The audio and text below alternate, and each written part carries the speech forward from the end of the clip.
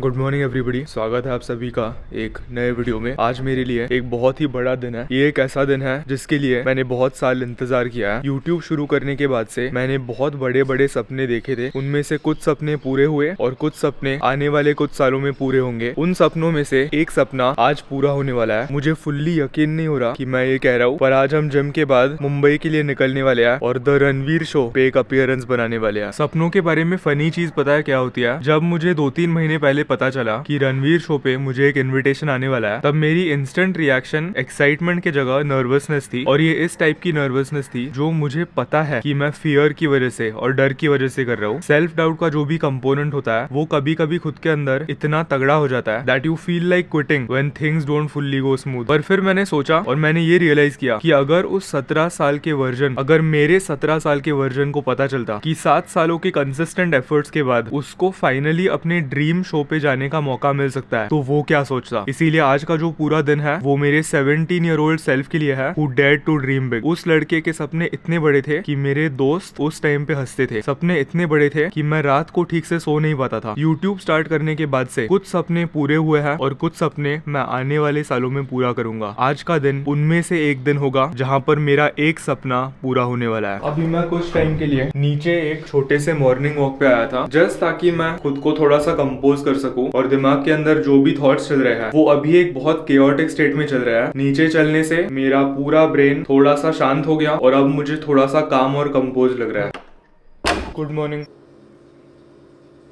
पर सपनों के बारे में फनी चीज पता है क्या है? अगर आपके भी सपने हैं और उन सपनों के बारे में सोचने के बाद आपको थोड़ा सा डर नहीं लग रहा, I don't think you are dreaming big enough. जब आप अपने सपने अपने दोस्तों को एक्सप्लेन करोगे तो वो हंसने चाहिए। उनकी जो पहली रिएक्शन है वो ऐसी होनी चाहिए कि भाई तू पागल है क्या, नो चांस तू ये करने वाला है।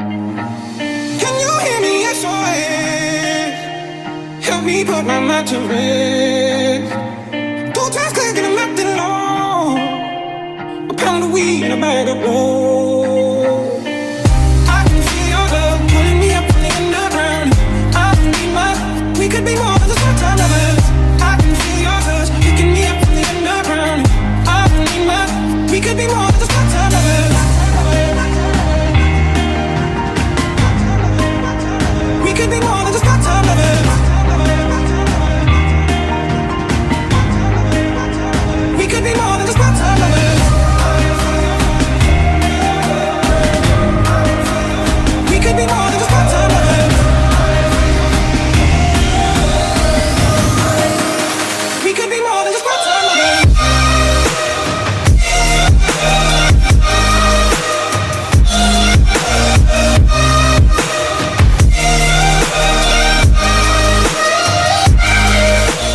फनी चीज पता है क्या है? इवन दो आज हमारे लिए एक बहुत बड़ा दिन है, आज मैंने सुबह जो भी सारी चीजें की वो सेम रूटीन वाली चीजें ही थी, क्योंकि यार ये मेरे लिए रिमाइंडर है। इवन दो एक बहुत बड़ा दिन है, मैं इस दिन तक उस रीजन की वजह से पहुंचा हूं कि मैंने हर रोज सेम चीजें दोहराई है और उस रेपुटेशन की वजह से, उस रूटीन की वजह से मुझे ये ग्रेट मौका मिला है। तो बढ़िया चेस्ट वर्कआउट गया। अभी सुबह के 8:30 बज गए हैं। मैं थोड़ा सा लेट हूँ, मुझे आइडियली मुंबई के लिए 8 बजे निकलना था, पर कोई नहीं, ऊपर जाते हैं, बैग भरते हैं और ये लंबा सफर चालू करते हैं। यार वर्कआउट की अगर बात की, ट्रेनिंग परफॉर्मेंस बहुत बढ़िया गया, पर 2 सेट्स के बीच में मुझे जितनी रेस्ट लेनी चाहिए थी मैंने उतनी नहीं ली। जस्ट बिकॉज यार पॉडकास्ट के पहले मैं क्या क्या बोलूंगा, मैं क्या क्या एक्सप्लेन करूंगा, वो सारी चीजें मेरे दिमाग में बहुत ज्यादा चल रही थी। इसीलिए मैं सेट्स के बीच में बहुत ही ज्यादा नर्वस था और मैं कम रेस्ट ले रहा था। अगर मैं यूजुअली 4-5 मिनट रेस्ट करता हूँ तो मुझे 2-3 मिनट खत्म होने के बाद ही लग रहा था कि यार मुझे अगला सेट चालू करना है, क्योंकि ये फीलिंग बहुत अनईजी है। हेलो भाई, यहाँ पे किचन में चल रही है मील प्रेप। मुंबई तक का जो सफर होगा उसके लिए 4 से 5 घंटे लगेंगे, इसीलिए मैं अभी एक मील खाऊंगा और ऑन द वे जब एक्सप्रेस वे पे रुकूंगा तब एक मील खाऊंगा। ये जो पूरा अंडों का ट्रे है उसमें से ये अभी के लिए और ये सफर के लिए, एकदम सिंपल मील प्रेप। तो यार हमेशा की तरह कपड़ों के पैकिंग से ज्यादा मेरे लिए इलेक्ट्रॉनिक्स ज्यादा मैटर करते हैं। कैमरा मैंने ऑलरेडी गाड़ी में ही छोड़ दिया है, तो ये सारी चीजें इसके अंदर भरने के बाद और हमारा जो टिफिन है वो लेने के बाद आई थिंक मैं मुंबई के लिए रेडी हूँ। ऑल्सो ये देखो, कल रात को मस्त इस पैंट की इस्त्री विस्त्री कर ली मैंने, जिंदगी में कभी नहीं किया, थोड़ा अच्छा दिखना चाहिए ना। तो यार ओरिजिनली मैं बड़ी गाड़ी लेके जाने वाला था। उस गाड़ी का सिर्फ एक इशू है यार कि वो मैनुअल है। ये वाली जो वेन्यू है, ये देखो वहाँ पे गियर बॉक्स। प्रॉब्लम हाईवे पे नहीं है, हाईवे पे मैनुअल गाड़ी चलाने में बहुत मजा आता है, पर मुंबई एंटर करने के बाद जो ट्रैफिक लगता है, गियर 1 गियर 2 गियर 1 गियर 2, इसके चक्कर में मुझे मेंटल एनर्जी आज जैसे दिन पे वेस्ट नहीं करनी है, क्योंकि थकान काफी होने वाली है। इसीलिए हम लेके जाने वाले हैं हमारी लैम्बोर्गिनी OG क्विड। मस्त ऑटोमेटिक गाड़ी है, मुंबई के अंदर गो कार्टिंग करेंगे। बस एक छोटा सा इशू है यार, ये नया iPhone 16 Pro लेने के बाद से ना मैं गाड़ी के अंदर ये जो केबल है उससे अपना फोन कनेक्ट करके इस स्क्रीन के ऊपर कारप्ले नहीं चला सकता। तो मैंने अपने दोस्त आर्यन सुरेन से पूछा है, उसने बोला है कि मुझे इसके लिए कुछ मीडिया केबल या कुछ लेनी पड़ेगी। जो सादा आईफोन का चार्जर होता है उससे अपेरेंटली डेटा ट्रांसफर नहीं होता है, ऐसे कुछ पेट्रोल और हवा भी भरवानी है। दोनों काम हाईवे पे पहुंचने के पहले कर देंगे। ये देखो खत्म होने को आया है, और हवा कितनी है कितनी नहीं है उसका कोई अंदाजा नहीं है। हाईवे पे यार मुझे कोई स्ट्रेस नहीं लेना है, बस ड्राइव एंजॉय करके जानी है, वरना वो दिमाग में रहता है ना कि यार हवा का कुछ कम ज्यादा कुछ हो गया तो हाईवे पे प्रॉब्लम आ जाएगा। एक्सप्रेस वे पे ऐसे ही स्ट्रैंडेड अगर गाड़ी रह जाएगी तो प्रॉब्लम है। हवा भरवाली, और डिक्की के अंदर जो स्पेयर टायर होता है मैंने उसकी भी हवा फुल चेक की, भरवाई। अब हम हमारे सफर के लिए रेडी है। गूगल मैप्स 3 घंटा 40 मिनट दिखा रहा है, पर उसको मैं 1 सेकंड के लिए भी बिलीव नहीं करता। मुंबई एंटर करने तक सब कुछ ठीक होता है, पर एंटर करने के बाद जब ऑफिस टाइम पे मैं मुंबई एंटर करूंगा तो बहुत ज्यादा ट्रैफिक लग जाता है। अभी तक एक्सप्रेस वे एंटर भी नहीं किया है और ऑलरेडी ट्रैफिक जैम है। लकीली ये जो ब्रिज है उसे कनेक्ट करने के लिए आगे से एक और रास्ता है, तो आई थिंक हम बच जाएंगे। गूगल मैप्स पे अगर ऐसा जाम होता है तो वो प्लस कुछ मिनट्स का डिले दिखाता है ना, तो ऊपर से +18 दिखा रहा है, और +18 का एक्चुअल मतलब और भी ज्यादा होता है। इसीलिए यार फिंगर्स क्रॉस। ये पैंट मुझे बड़ी फनी लग रही है। ये यूजुअली मैंने सिर्फ दूसरों की गाड़ियों में देखा है, कभी किया नहीं है पर मजा आ रहा है। चलो यार एक्सप्रेस वे शुरू हो गया है। वो जो भी ब्रिज था जहाँ पर ट्रैफिक था उसके बाद से लकीली हमें कोई ट्रैफिक नहीं लगा। एक्सप्रेस वे भी पूरा खाली दिख रहा है, गूगल मैप्स पे कोई रेड पैचेस नहीं है। अब ऐसा लग रहा है कि सफर शुरू हुआ है। तो यार पहला टोल लग गया है, मानना पड़ेगा। ये जो पुणे मुंबई एक्सप्रेस वे है उन्होंने बहुत सही बनाया है। यहाँ पे वो अब नए टोल प्लाजास के बूथ्स लगा रहा है। पुराना जो भी सिस्टम था वो सब रिप्लेस करके हर जगह फास्टैग लगवा रहा है। ये टोल कौन सा है? तड़ेगांव टोल हमने अभी अभी क्रॉस किया। ये देखो विंटर में आने की वजह से मॉनसून में आने का जो मजा आता है वो नहीं मिलता यार। विंटर की वजह से ना सब कुछ बहुत ड्राई हो गया है। मॉनसून में ये जो सेम रोड रहता है उसमें इतनी हरियाली होती है कि देखने में बड़ा मजा आता है। ये देखो पहुंच गए हैं फूड कोर्ट। यहाँ पर मैं अपना पहला ब्रेक लूंगा। अब बस पार्किंग ढूंढते हैं। फूड कोर्ट भी उन्होंने 2-3 बनाया है। ये सबसे नया वाला है जहाँ पर मेरा कॉफी का इंतजाम हो जाएगा, इसीलिए मैं हमेशा इसी वाले पे रुकता हूँ। बड़ा खाली है आज तो, यूजुअली इतनी जगह नहीं मिलती। ये देखो ये पार्किंग खाली है, वहाँ पे खाली है। कॉफी ले ली। और स्टारबक्स की अच्छी चीज है कि उनके पास उनका एक प्राइवेट वॉशरूम भी रहता है, जो यूजुअल वॉशरूम से थोड़ा सा ज्यादा हाइजीनिक होता है। इसीलिए वहाँ पर एक बार मैं जाके आया ताकि अब ऑन द वे कहीं पे रुकना ना पड़े। मजा आ गया यार कॉफी पी के। और सरप्राइजिंगली इन लोगों ने स्पेलिंग भी सही लिखी है। यूजुअली जब मैं लोगों को अपना नाम बताता हूँ, स्पेशली कैफे एम्प्लॉइज को, तो वो हमेशा संकेत लिख देते हैं। संकेत थोड़ा सा ज्यादा कॉमन नाम है ना, पर स्पॉट ऑन। एक बहुत लंबे सफर के बाद हम फाइनली पहुंच गए। अच्छा Marathi.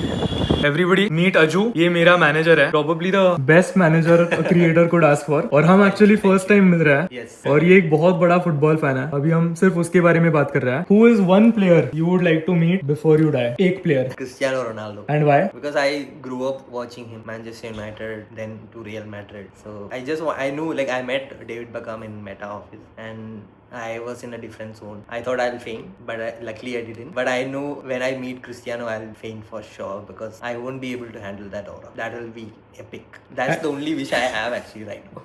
And if you get to meet him, एक ऐसा क्वेश्चन जो तू उससे पूछेगा, सिर्फ एक। How he was able to be consistent. Like when you get too much fame and money, you'll fall into something, like you'll zone out to something else. But he was able to stay consistent. I'll ask him how. Beautiful. That is a very hard thing to do. And even I would love to ask Saket also, because he's also too consistent. He's very punctual on the stuff, and he stays away from the devices, phone and all. That is a very great thing. I don't know how he's doing. I wanted to ask him that. So, मैं रणवीर से पिछले 5 सालों से connected हूँ, और मैं उससे कभी इन रियल लाइफ मिला नहीं हूँ। तो मुझे अभी वो वाली फीलिंग हिट हुई कि जब आप एक बंदे को पिछले 5 सालों से स्क्रीन पे देखते हुए आ रहे हो, and when you see them in real life, तो एक बहुत अनएक्सप्लेनेबल फीलिंग आती है। उस टाइप की फीलिंग मुझे अभी आई। पॉडकास्ट अगले 10 मिनट में चालू होगा। उसके पहले हम इस सुंदर रूम में बैठे हैं। ये रूम मुझे बहुत ज्यादा पसंद है। वॉल के ऊपर थोड़ी जापानीज थीम, यहाँ पे लो कुशंस, बहुत ही कोजी वाइब है। तो अगर मैं फ्यूचर घर में एक मेडिटेशन रूम बनाऊंगा, वो बिल्कुल ऐसे दिखेगी। वाओ, ये मेन है। ऑल सोनी गुड। बहुत रेयरली होता है कि मुझे किसी के साथ 2-3 घंटों के लिए डीप कॉन्वर्सेशंस करने का मौका मिलता है। And Ranveer, thank you so much for having me. My pleasure, bro. My ये pleasure. मेरे लिए बकेट लिस्ट मोमेंट है। All of the people I know, मैं उनके साथ सिर्फ सरफेस लेवल कॉन्वर्सेशंस कर पाता हूँ, but thank you. Thank you brother. I think ये एक एवरग्रीन पीस है। बहुत सारे सालों बाद भी people will turn to this podcast, so all I can say is can't wait to release it. And ये इंसान gem है. Again, as I said on the show, thank you Japan. Good to meet you, bro. Good to meet you. Thank you. Good vibes. कल मेरे पूरे YouTube career का सबसे बड़ा दिन था। आज अगला दिन है और मैं घर वापस जा रहा हूँ। कल पॉडकास्ट ख़त्म होने के बाद मुझे एक बहुत अनएक्सप्लेनेबल फीलिंग आई और मेरे अंदर इतने सारे इमोशंस थे कि मैं पॉडकास्ट ख़त्म होने के बाद कुछ शूट नहीं कर पाया, और उस मोमेंट में मुझे कुछ शूट भी नहीं करना था। मुझे बस उन फीलिंग्स के साथ पूरी तरीके से इन द मोमेंट रहना था। अभी looking back at the whole experience, मैं ये कहना चाहूँगा कि पॉडकास्ट शुरू करने के पहले मैं सबसे आइडियल जोन में था। मेरे अंदर ना नर्वसनेस थी ना एक्साइटमेंट थी। मैं एक बहुत ही परफेक्टली न्यूट्रल स्टेट में था, और पॉडकास्ट के पहले एक्साइटमेंट, नर्वसनेस, ये जो भी होना था वो पूरा बिल्डअप में हो चुका था। मुझे 3 महीने पहले पता चला कि मुझे द रणवीर शो पे एक इनविटेशन आया, और यार 3 महीने पहले से वो बिल्डअप चल रहा था, वो एंटिसिपेशन चल रहा था। लिटरली 2 रात पहले तक, 1 रात पहले तक वो एक्साइटमेंट चल रही थी।